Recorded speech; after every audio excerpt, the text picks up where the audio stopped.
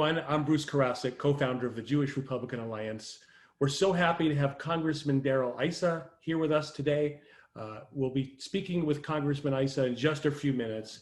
But first, we were all shocked and saddened to hear last night that President Trump, First Lady Melania Trump, and top White House aide Hope Hicks were all tested positive for coronavirus. We were also concerned this morning that RNC chairperson Ronna McDaniel also tested positive. The Jewish Republican Alliance sends our positive wishes to the President, the First Lady, Hope Hicks, Ronna McDaniel, and to the millions of Americans who have been affected by coronavirus. Along with the millions across the nation, we want you to all know that you are in our thoughts and our prayers for a speedy recovery, and our nation needs you now more than ever. With all the hardship, division, and tragedy our country has endured during this past year, I still believe that Americans are a good and fair people. During our most challenging times in recent history of our nation, Americans came together in spite of our differences and showed the world that we were united as one people. Times when the very fabric of our nation were tested: World War I, the attack of Pearl Harbor, World War II, the Cuban Missile Crisis, the assassination of President Kennedy, the Iran hostage crisis in 1979, the crash of the Space Shuttle Challenger and Columbia, and the horrific attack on our nation on September 11th, 2001. And now today, October 2nd, 2020, with the President of the United States and the First Lady testing positive for coronavirus, just 30 days before an election, and when the recent death of Supreme Court Justice Ruth Bader Ginsburg on the Jewish high holiday of Rosh Hashanah, America is being tested once again. The time has come for the people of America to unite and offer their support and prayers for our President, our First Lady, our country. President Trump has shown boundless energy and devotion to its citizens. And now it's time for all of us to show our gratitude, put our political differences aside, and show the world who we truly are. We all owe our President our support, and we must carry the torch of freedom and liberty for him, for each other, and for the United States of America while he is recovering. Let us remember and follow today the words of Abraham Lincoln in his annual remarks to Congress on December 1st, 1862. He said, "America is the last best hope of earth. The way is plain, peaceful, generous, and just, a way which is, if followed, the world will forever applaud and God must forever bless." I thank you all for being here today. And now I'd like to introduce fellow co-founder, Mitch Silberman. Mitch? Hello, JRA community. It is always so great when we are together. Hard times produce strong men. Strong men create good times. Good times produce weak men, and weak men create hard times. We've had it very good for a very long period of time because of our amazing founding principles and our brilliant and visionary founding fathers. However, these good times have created weak men in positions of power and in our government. And of course, these weak men created hard times, but this time it produced an alpha male, the likes of which we have never had before in the Oval Office. And President Trump did indeed deliver great times for the United States and the whole world. Now, we've fallen on hard times again, but this time is different because of the pandemic and specifically the lockdown and a certain party that no longer occupies the White House. So these hard times are now revealing even more strong leaders, one of which is our special guest today. And I'm going to leave you with a great quote from John Quincy Adams as a perfect way to introduce our guest. If your actions inspire others to dream more, learn more, do more, and become more, you are a leader. And that is a great way for me to introduce Congressman Darrell Issa. Now, he just recently announced his new campaign for California's 50th Congressional District. As the former chairman of the House Oversight and Government Reform Committee, Congressman Issa served as the top government watchdog in Congress. Well known as a grassroots leader to Republicans throughout California, Darrell Issa is perhaps best known as the architect of the successful effort to recall former Governor Gray Davis. Yay.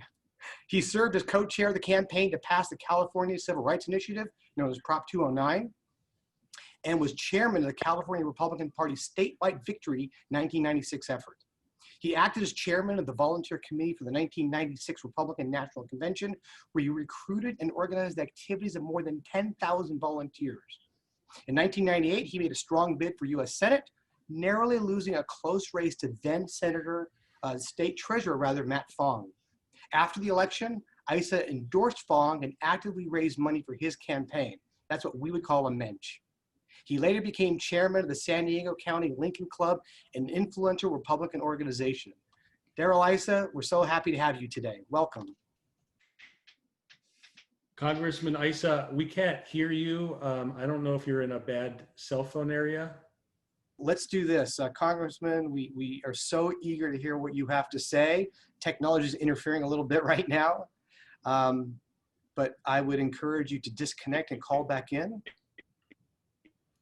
Mitch, in the meantime, why don't you tell us a little bit about your trip to the White House and the Abraham Accords? Well, so everyone was there. I mean, of course, President Trump and Melania and Netanyahu. There was quite a contingency of flag bearers too from all different countries. But it was really remarkable to witness history. And I don't know if you saw it. You know, one of the things that I was told is that I think it was only on Fox News and we quipped that had President Obama done this, they would have stopped all regular programming, all of it, to show this amazing peace accord in the Middle East. But because it was Orange Man bad, it wasn't even on TV as far as I know, except for Fox. But it was really remarkable. The gallantry, the regal, there was the military was there with the orchestra playing the whole time other than during the speeches. Very patriotic. And I would urge you to watch the speeches that they all gave because they were top notch. Just incredible to see peace in our time. Well, I think it was important that the world know that President Trump has made such strides for peace. That's the main point of this whole deal, is that he was nominated to get 2 Nobel Peace Prizes and not getting really very much credit for any of that. You know, it's interesting during the debates, they asked him about his accomplishments. We all could have listed for an hour and a half all the accomplishments of President Trump over the last 4 years. And it's just amazing that we as on the base, we know what he's done. It would have been nice to be able to hear that in front of everybody, but what he's done for America over the last 4 years is really second to none. It's amazing to me when compared to his opponent, who really has not really accomplished much in his lifetime and has said some things that are very controversial when it comes to race relations, that he's getting a pass. And I'm concerned about the whole idea of packing the Supreme Court. If they pack the Supreme Court and then they also add 2 states or 3 states now that could give 6 new Senate seats to Democrats, that will permanently change America and make us a one-party country. What's your thoughts, Mitch? Yeah, great observations, Bruce. It's interesting. If you're watching this broadcast, then you're already like-minded, or at least you're open-minded. We share values, maybe even a bit of a political junkie. So obviously we do have concerns. Everything that Bruce just mentioned, they are very real concerns. The thing that's unfortunate to me is how many people that we love in our lives, family and friends that are, let's say, left of center, not radical left, just left of center, that would hear what Bruce just said and said, oh, come on. And I would say, what do you mean, oh, come on? The leadership of the Democratic Party has talked openly about adding states, packing the Supreme Court, taking away the Electoral College. This is a party that really will stop at nothing to have their way. And it's quite frightening. And so when they talk about gridlock in Congress, the founders wanted gridlock. They wanted to make things difficult to change because they created such an incredible society. So I think that your concerns are quite real. And also, Bruce, I will tell you that I could not think of anything about the Abraham Accords negative that they would say, but they did. It's like the old joke, you know, if President Trump walked on water, the headline would say, President Trump can't swim. So what did they say about the Abraham Accords that I could never have foreseen? Why is he making peace? These countries are not even at war with each other. I can't believe he's wasting his time in creating peace where there's no outbreak of fighting. So this is true Trump derangement syndrome. I think the American people and the world see through that. And I think there are going to be some more announcements of some other peace deals. I mean, Democrats told the world that if President Trump moved the embassy to Jerusalem, there will be attacks, there will be war, it'll be the worst thing that ever happened. And they were wrong, as they usually are. But I think the more countries that line up on the side of peace, and peace with Israel is really, really important. There's no accident that America is as prosperous as it is, and has always supported Jews and Israel. And I think the day that America turns its back on Jews and Israel will be a sad day for America and the beginning of the end for America. And I don't believe that will ever happen, because we are largely a Christian nation, and Jews are very supported by our Christian brothers and sisters who founded this country to be what has turned out to be the greatest country in the history of the world. You know, Bruce, I'll take it one step further. And if you're watching this broadcast, you're going to chuckle right along, and you may have heard me say this before. But when we meet a Christian conservative and they find out we are Jewish conservatives, same thing happens every time.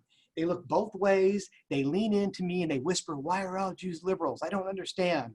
So one of the blessings of the Jewish Republican Alliance is that if you love America and you love Israel and you cherish our Judeo-Christian values, you fit right in. It doesn't matter if you're Jewish, Christian, Catholic, Muslim, atheist. It just doesn't matter. You love America, you love Israel, you belong with the Jewish Republican Alliance. And yes, this has been the best country in the history of the world for Jews, bar none. And it's really been a blessing for the world, actually. You know, one of my biggest areas of concern for this election, and I deeply believe that the American people will now rally around the president, but my deepest concern is the cheat by mail, the ballot harvesting, the times when we're now hearing about people buying votes on the street, that President Trump's ballots are being tossed aside. I listened to President Trump on Sean Hannity last night, and there seems to be a plan that this will be litigated in the court, that they will not just sit idly by and allow fraud to continue, because there's so much opportunity for fraud now. Well, that is, you know, ballot harvesting, I believe, was passed in the early 2010s, maybe 2011, 12, 13, and no one really knew what to make of it. We kind of shrugged. And then, you know, the fit hit the shan in 2016, specifically in Orange County, when we went to sleep, I think knowing that 6 or 7 seats went Republican, only to wake up in the next few days to find that they all mysteriously went back to Democrat. And that was really a watershed moment, because I believe ballot harvesting is now become legalized cheating. It's a very, very scary prospect. And if they like it in California, which, you know, the Democratic Party does, it'll spread to other states as well. You know, I'm hoping there's another debate, Mitch, because I know the president interrupted Vice President Biden a lot. I can only imagine what would have happened, right, if you let him speak. Like, what kind of weird things would have said? Like, I'm running for Senate, or, you know, forgot his name, or forget where he was. I don't know. But I also wonder, like, what drugs is he really taking? It seemed like it was a whole different guy. Like, nobody asked him, like, what kind of medication are you taking? What's your, you know, as a 77-year-old guy, like, what medical issues do you have? I mean, the thought of Kamala Harris being president of the United States, I don't know which is worse. Yeah, one of the things that I would encourage our viewers to do is engage in non-offensive questions with people that you can have a decent discussion with. So one of the things you can ask, to Bruce's point, is, have you seen videos of Biden in the last month or so, where he's confused and he's obviously reading a teleprompter and he forgot the words of the Pledge of Allegiance. Have you seen any of those videos? And they say, yeah, I did. So then how do you account for how well he performed during the debate? Like, I think Biden lost the debate on substance. I think he unfortunately won it on style, other than being so horribly rude. But that is a great question, Bruce. How could he go from a consistent pattern of senility to all of a sudden being on the mark? Ask your left of center friends, does that concern you? What's your take on that? I mean, Biden made so many mistakes during this debate. I mean, you ask him a direct question. It was, I think it was kind of interesting. They asked him, are you going to pack the Supreme Court? And he says, well, that's going to become an issue if I commented on it. Well, it is an issue. You're supposed to be commenting on it. That's the whole point. I mean, shouldn't we know what you're going to do? I mean, I thought that was really kind of weird. And then his whole point, I mean, he has linked himself to AOC and Bernie Sanders and all the other anti-Semitic people in that group. And then he just totally throws the left under the bus during the debate. I don't see how that's going to help him gather some of the people on the left.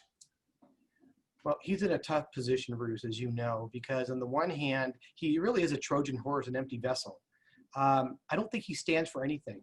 When President Trump said, I've accomplished more than 47 months and you have 47 years, he was spot on. So if you would ask someone 6 months ago, is Joe Biden a radical? Say, no. But yet he's on this tightrope where the energy and the power and the vitality in his party is on the radical left, and he knows that.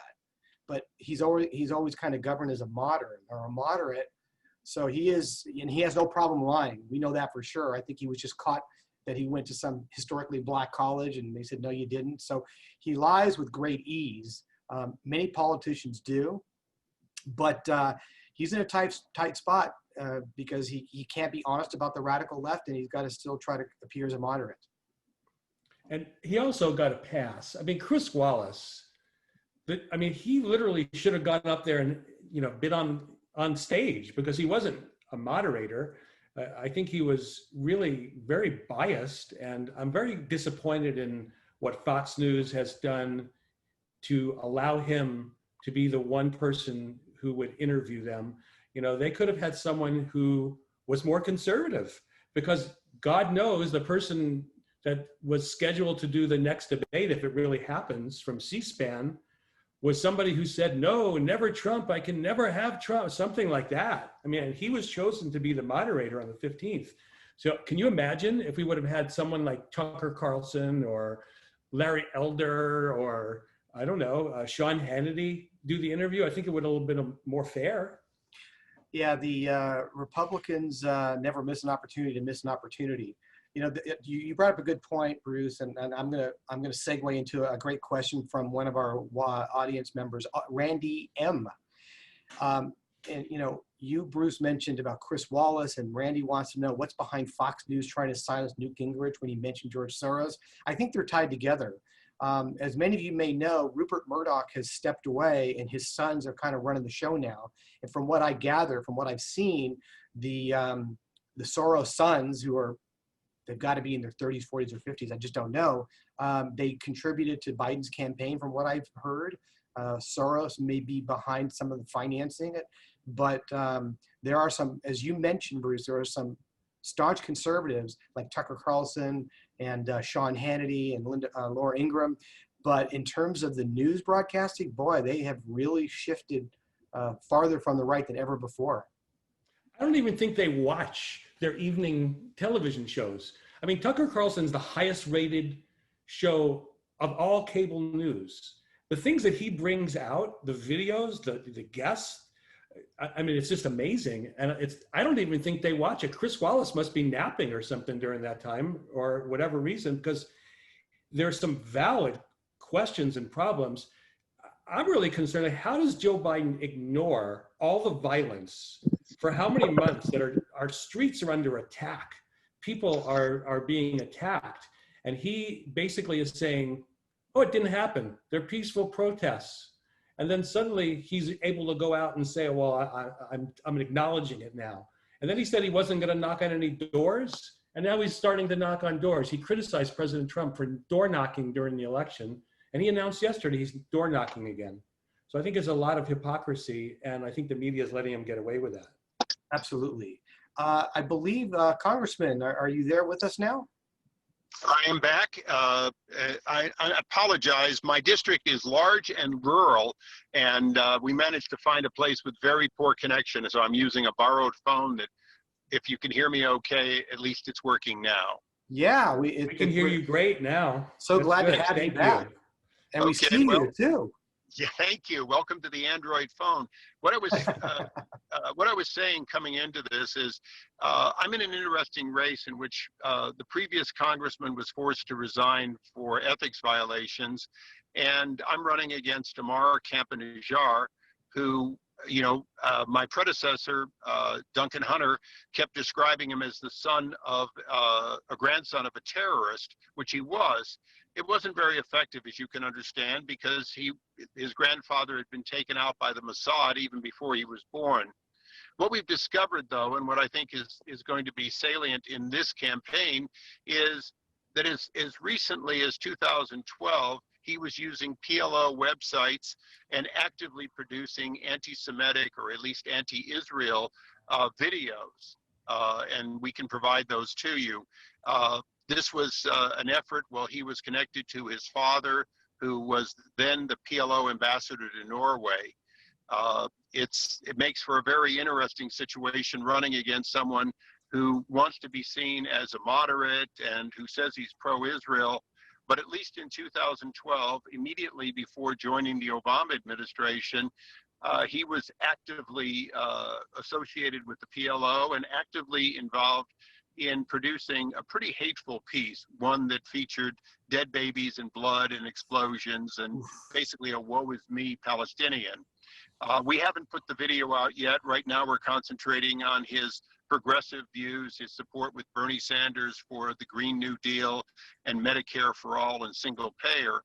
But as this race progresses, we think it's only fair to contrast my record as a military vet with 10 years of service and 18 years of conservative voting against his progressive views and what appears to be an ever-changing view on whether he's an American or a Palestinian. So this is an appropriate venue to talk about it from both the standpoint of him being the next AOC or Tlaib, but it's also an appropriate venue to talk about the fact that we don't need another anti-Israel Democrat in Congress. Congressman, I loved our conversations we had together last week, and I wonder if you would tell our audience why you are running and what you bring to the table and why they should consider listening to your conservative viewpoints, because you are a true conservative. I am, and I entered Congress after a successful career in business. I had left the military in 1980, and for 20 years built a business. Most people know me for my Viper car alarms, but I made a lot of other electronic products. I sold the business, devoted myself full-time to being a member of Congress and a member of the Foreign Affairs Committee. There I worked, as you do on the Foreign Affairs Committee, across the aisle with a number of people. And I'll cite Eliot Engel because, as you know, he was taken out by somebody who, instead of recognizing his great service as chairman of Foreign Affairs, only knew that they wanted a more progressive candidate. But during my years, I visited throughout the region. I've been very involved in the Middle East process, both on the Arab and the Israeli side, partially because I happen to be a Lebanese American who grew up in a Jewish neighborhood, who grew up in truly, my Boy Scout troop was in a synagogue, and my first job after I got a driver's license was delivering poultry for a rabbi. So I think I came with those sort of understandings of the issues on both sides and a real desire to try to work it. And I've been doing that for my 18 years. As I think you know, I have a 100% pro-Israel voting record, but I also have 100% or an A plus, as they say, NRA voting record. and have been endorsed by the National Right to Life. I make no bones about it. I'm a fiscal and a social conservative. This district is historically a very conservative district. High number of retired military and quite a few active military, and a lot of good country land with horses. My opponent is trying to be sort of that Republican light and fool people into getting in what could be a tumultuous year. I'll just give you a brief piece of odd numeric information, which is that President Trump won this district by almost 10 points 4 years ago, and the latest poll puts him down by 1. We think that's partially the result of the pandemic, partially the changing demographics, and partially that there hasn't been a strong Republican campaigning for and with the president. I am campaigning for and with the president. I'm a delegate for the president. I was in the first time I endorsed him and supported him through the process, including in Cleveland. And I have the endorsement of President Trump, but I also have the endorsement of a host of other conservatives, as you might imagine. My hope is to return to my 2 major committees, or 3 major committees, the Oversight Committee, where I'm well known, the Foreign Affairs Committee, where I've been very active, and of course the Judiciary Committee, where I'm a senior member and would work with Jim Jordan and the others on the agenda of President Trump in his second term. Just to make it clear, I left Congress and to accept a appointment from President Trump. He appointed me, or nominated me, and renominated me twice. But like 313 other nominees of the president that were filibustered, I was filibustered, and it became time to say enough is enough. And so when this seat became open, I decided that I would go back to Congress and do the work that I love and I think I'm pretty good at. Excellent. Congressman, based on what you shared with us about your upbringing and your voting record, I want to welcome you as an honorary member of the tribe. So we're glad to have you. Question. Well, this is my sister would appreciate that since she's a convert. Wonderful. So, I'm a native-born Californian, and as you know, a lot of people are leaving California. I'm so excited about the prospect of you being back in the Congress. Is there hope for California, and if so, why? Why should we continue to maintain hope for California? Well, first of all, you can't fix stupid, so let's not assume that it's going to be a quick fix in Sacramento. What we can do is create a national environment, and whenever possible, preempt unreasonable things they do in California. A good example is EB-5. The federal government has every right to determine for tax purposes, including the FICA and Social Security and so on, whether somebody can be an independent contractor and pay their taxes that way. We've never had to do it because we've never had a state that would look at somebody that might be doing 3, 4, 5 different company contract jobs in a given day. Somebody like this doing Uber, Lyft, plus running their own limousine, and yet in California they tell you you have to be an employee. Certainly we can do that at a federal level. That's one example. As you know, trade and energy policy and even the standards for national elections could be done by Congress and should be. So there's a lot of things I think we can do to minimize the negative impact. But just to make it clear, in the last year alone, 1 million people left California for greener pastures outside of California. The Golden State is certainly shrinking. We're going to go from 53 to 52 or 51 members of Congress. That will be the first time since our founding in 1850 that California will lose a seat. And that's a result of basically people voting with their pockets and with their U-Haul trucks. Thank you.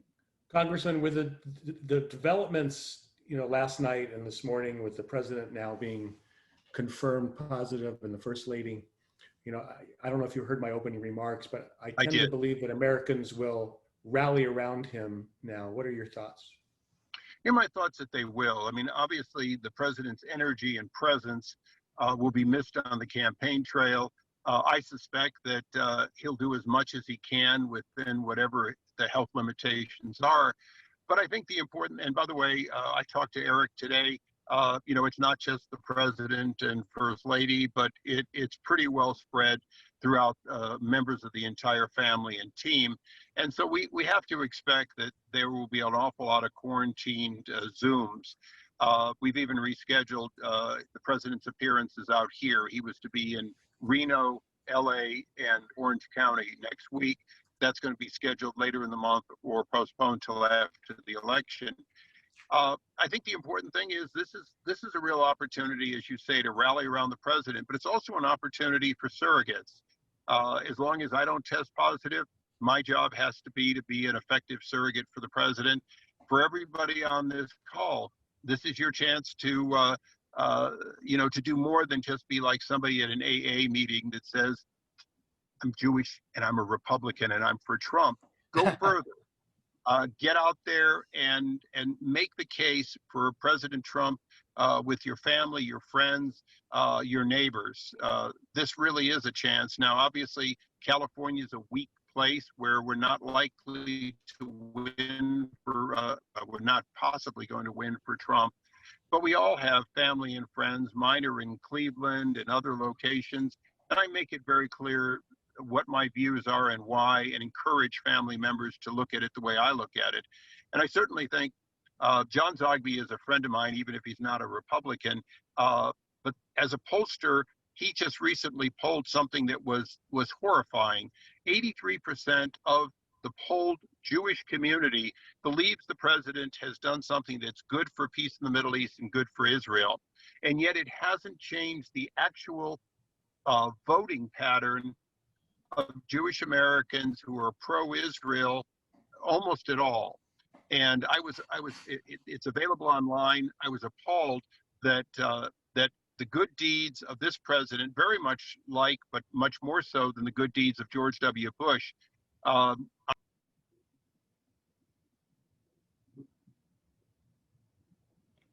in fact been heeded. So telling people that at least once voting the best interest of somebody who didn't ask for anything.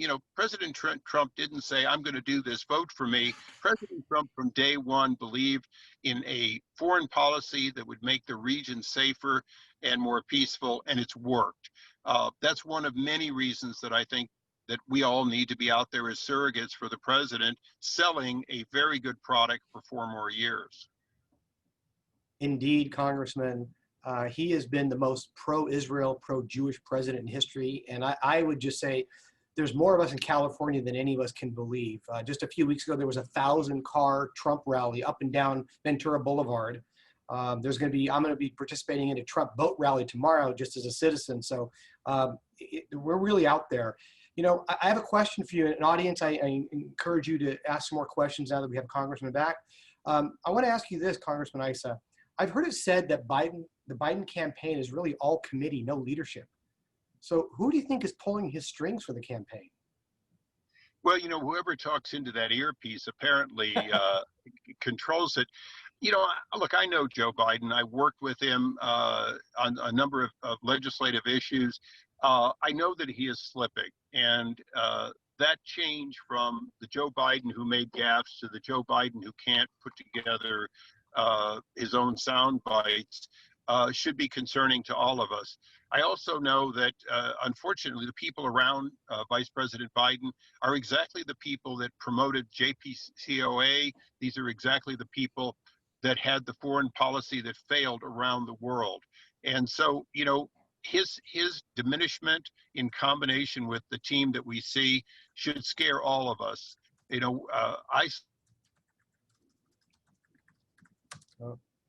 He went to mute. A call comes in at mute. Apologize. But I'm proud to say that when I voted against President Obama, I was joined by some pro-Israel Democrats. But the reality is that Vice President Biden sided with a policy that gave $142+ billion to the Iranian regime that to this day we're still recovering from. That policy is just one of many failed policies that, even in his diminished condition, with the team surrounding him, would be back in place. We don't need to have another deal that takes Iran out of the box just when we're building allies, US and Israeli allies, in the Middle East. You know, one thing that President Trump did, which was brilliant, is he said, I stand with Israel and I want to stand with these Arab nations, but they have to stand with us together. That has worked. Each of these countries that has seen the threat of Iran has now seen the benefit of having a US-Israel. As you've got to be well aware, we're very, very close to 4, 5, 6 more countries joining this coalition for peace. That is great. If you're elected, or I should say when you're elected, what would be the top issues that you would tackle first, and how would you differentiate yourself from your opponent? You know, one of the things that I'm running on is 18 years of working on sensible mainstream conservative agenda. We do need to modernize our immigration system, including high-tech immigration and the like, but we also need to push very hard a policy of strength around the world in foreign policy. President Trump has begun this in his first 4 years.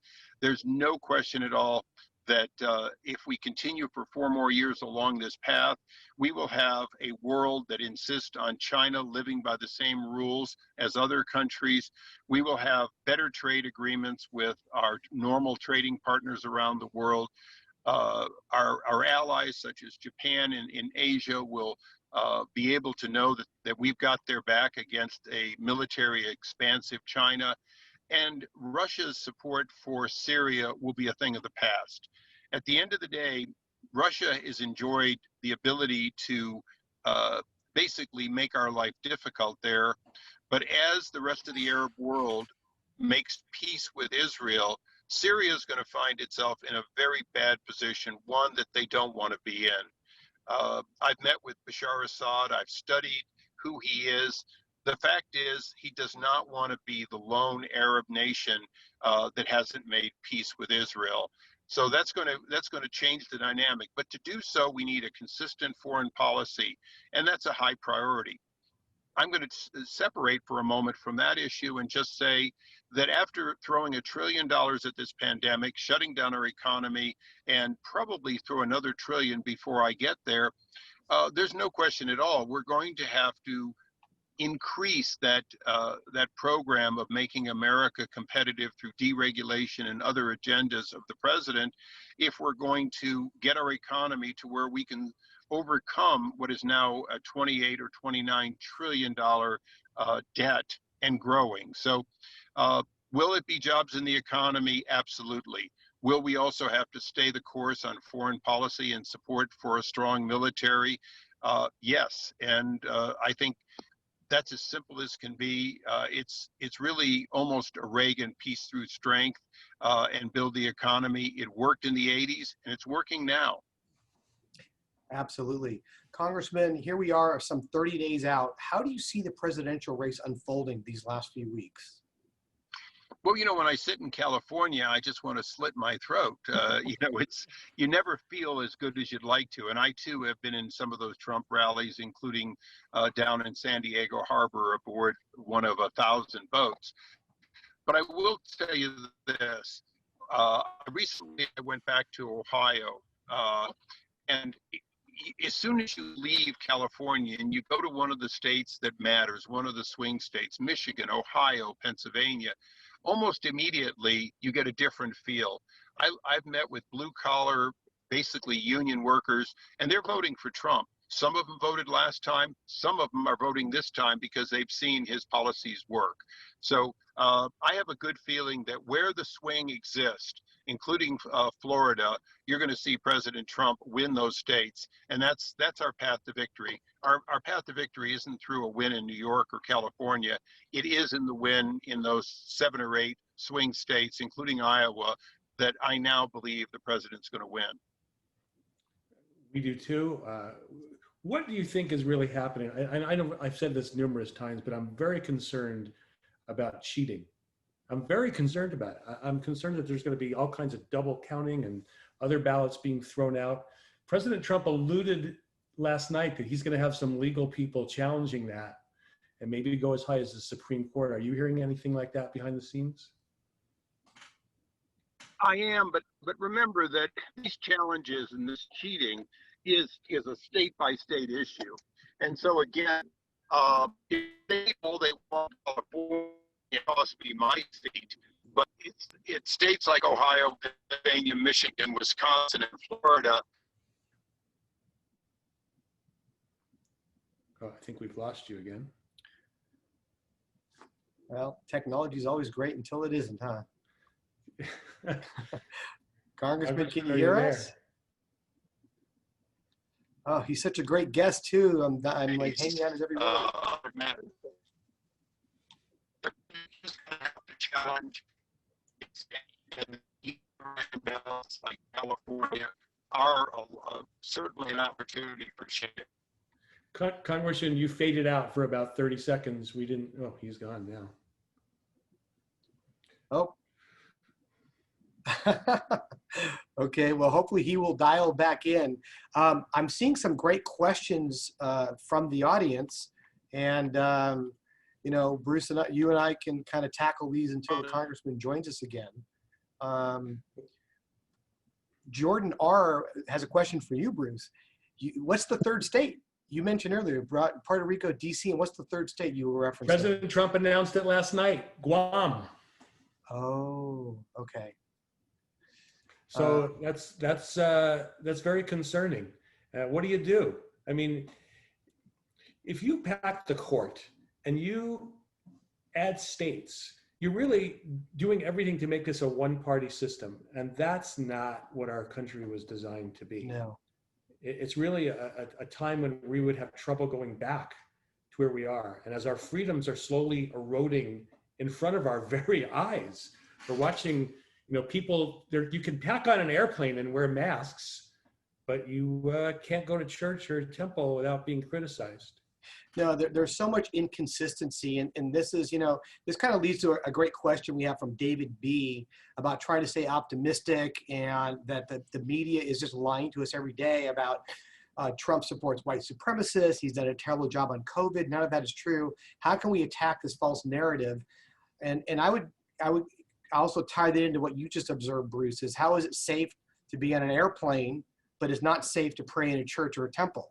So there's so much inconsistencies out there, and really the best thing you can do is ask questions. So you can ask that to your left of center friends. You could say, well, why do you think it's safe to pack an airplane full of people that are a few inches apart, but it's not safe to go to church? Why do you think?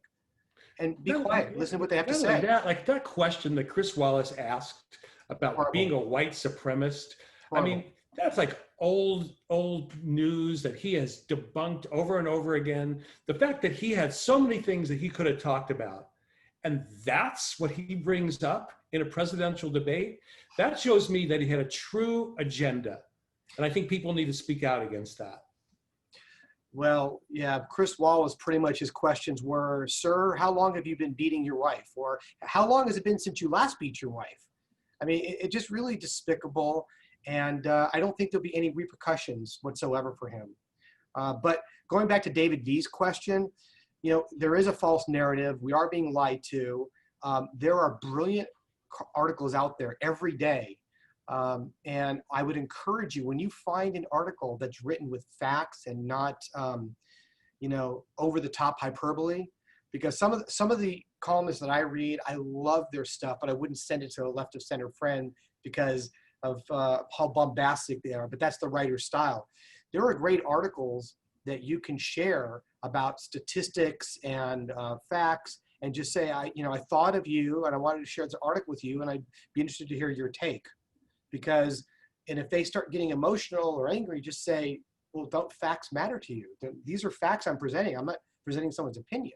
You know, when you say President Trump cut off travel from China immediately while his opponent called him a xenophobe, you know, President Trump mentioned the coronavirus 3 times in his State of the Union address in early February. I don't think it was on anyone's radar. So these narratives can only be broken through by sharing facts with people, not, oh yeah, I think he's doing a great job. That's just your opinion. You know, we have a question from our friend Randy M., who's concerned about rioting if President Trump wins re-election. And I want to reassure you, Randy, that if President Trump wins re-election, he will bring in the National Guard or do whatever he has to do to knock this down quickly. He was able to knock down ISIS and destroy the entire caliphate. I don't think he's going to have any qualms about putting down people who are trying to destroy the country. So I don't think we have to be concerned about that. Mitch, what do you think? Yeah, you know, he has been fearless.